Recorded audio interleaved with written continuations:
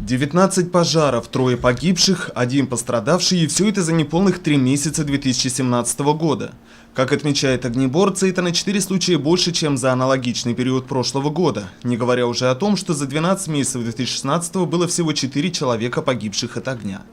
В целях стабилизации противопожарной обстановки в Сибае администрации города было принято распоряжение запустить операцию «Жилище-2017».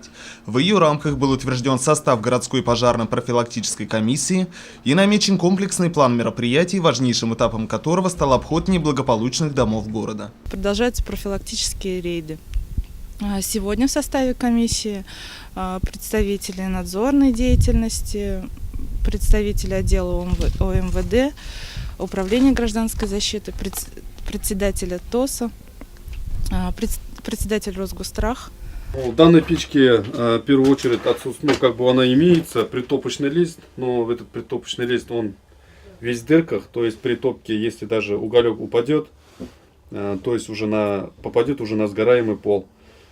Также печка не побелена, имеются трещины, противопожарная разделка отсутствует. То есть и на потолке, как сами видите, да, полностью весь в нагаре. Большинство частных объектов в поселке Золото, вошедших в адресный перечень противопожарной комиссии, находится на печном отоплении. Содержание домовых печей как объекта повышенной опасности налагает на хозяев необходимость соблюдения целого ряда требований противопожарной безопасности. Как показывает практика, далеко не все горожане относятся к этому вопросу ответственно. Допускается курение внутри дома. Также данные лица находятся в состоянии алкогольного опьянения.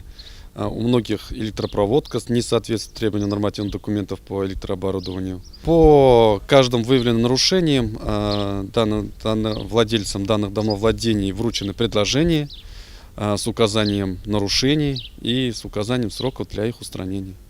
Исполнение предписаний, выданных нарушителям, будет контролироваться в ходе последующих рейдов комиссии. В случае неисполнения по каждому отдельному факту будет составлен акт об административном правонарушении.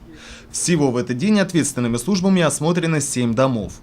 Подобные рейды планируется проводить еженедельно по четвергам.